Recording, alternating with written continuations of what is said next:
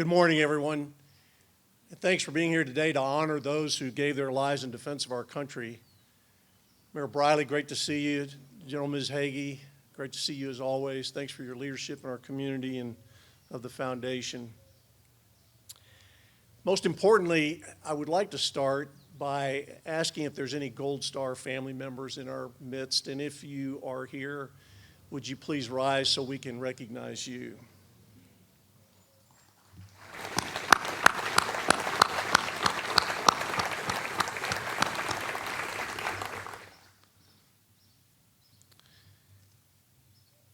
I'd like to also recognize the hard work of the Admiral Nimitz Foundation and the museum staff who work very hard every year to make this an important observance for our community.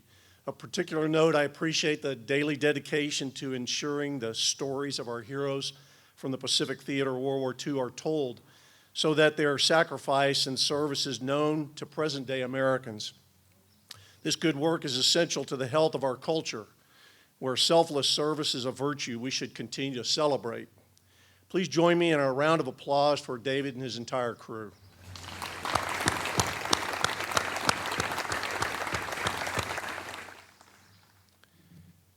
Memorial Day is a bittersweet day for many of us, no doubt. We appreciate and acknowledge the sacrifice of those who've lost all they had and all they would ever have in service to us all.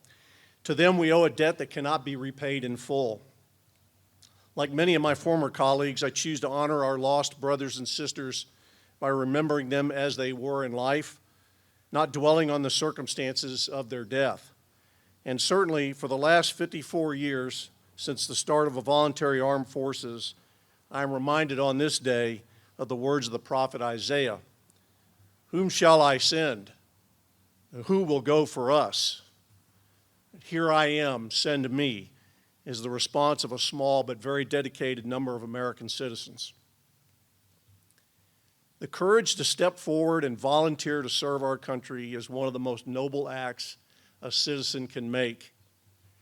During their time in service to our country, most of our veterans made a choice to live an honorable life, to support their buddies, and perform tasks that many would find unsavory or frightening. Often far from home and family, it is their choice, made every day, to serve honorably and in service to one another that makes them real heroes, in my opinion. It is said that we cannot choose the manner or circumstances of our birth or our death, but we can make a choice about all the days in between. It is all about our choices. Our individual choice to honor our country, its laws, our Constitution, to live as responsible citizens with integrity, and to protect not only the country but one's friends is as noble an American example as I can imagine. Those we lost in combat over the last 250 years are still providing, we the living, an excellent example of how to live our lives. It always amazes me looking at pictures of soldiers from every conflict that despite the changes in uniforms and equipment, the faces of the kids staring back at us never change. They are universally full of life, determination, and young. I remember a wonderful young man among the many I've had occasion with which to serve, Captain Joel Cahill. Today he would be 55. Like many, he joined the military after high school in 1992. A successful student and a talented athlete, he had many opportunities, but he felt a calling and sought the excitement of the infantry, and he excelled. A natural leader, Joel rapidly gained the respect of seniors and peers as a young enlisted man. He was always first to step forward, and it was always dependable to get the job done. And he rose to the rank of sergeant ahead of his peers. Joel decided to attend college and ROTC to seek a commission to continue to serve his country. And soon he was back in the infantry leading a platoon in combat in 2001 in Afghanistan. By the time I reconnected with him, he was on his third combat tour, commanding a rifle company in Adwar, Iraq in 2005. And I spent many days on patrol with him. Watching his natural leadership and the respect and admiration of his soldiers was a real inspiration to me. I left him late on 5 November after we had shared stories of our young daughters, and how we missed them growing up. As company commander, he could have easily directed somebody else to lead a dangerous late-night raid, but that was not who he was. He never asked his soldiers to do something he would not do, and his mission was going to require some experience and maturity. It was never in doubt he would lead it. While the raid was highly successful, it was costly, and we lost Joel that night to an improvised explosive device. His care for his soldiers, his expert tactical ability, and his unwavering dedication to accomplishing the mission remains a powerful example to hundreds who knew him, a gift that outlived him. His personal qualities of integrity and joyfulness is what I will miss the most. He was a giant among men. Sergeant Amanda Pinson was an all-star in high school. She excelled academically and athletically and had many opportunities in front of her to go to almost any university in the United States.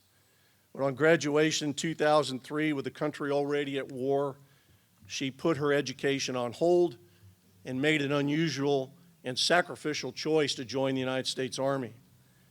Because of her intellect, she excelled in her training and became a signals intelligence analyst.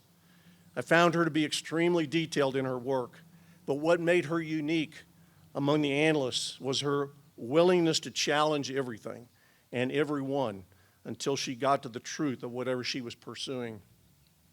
In particular, she had a humorous habit of pointing out when senior officers were wrong in their assessments of the enemy situation, which happened way too frequently.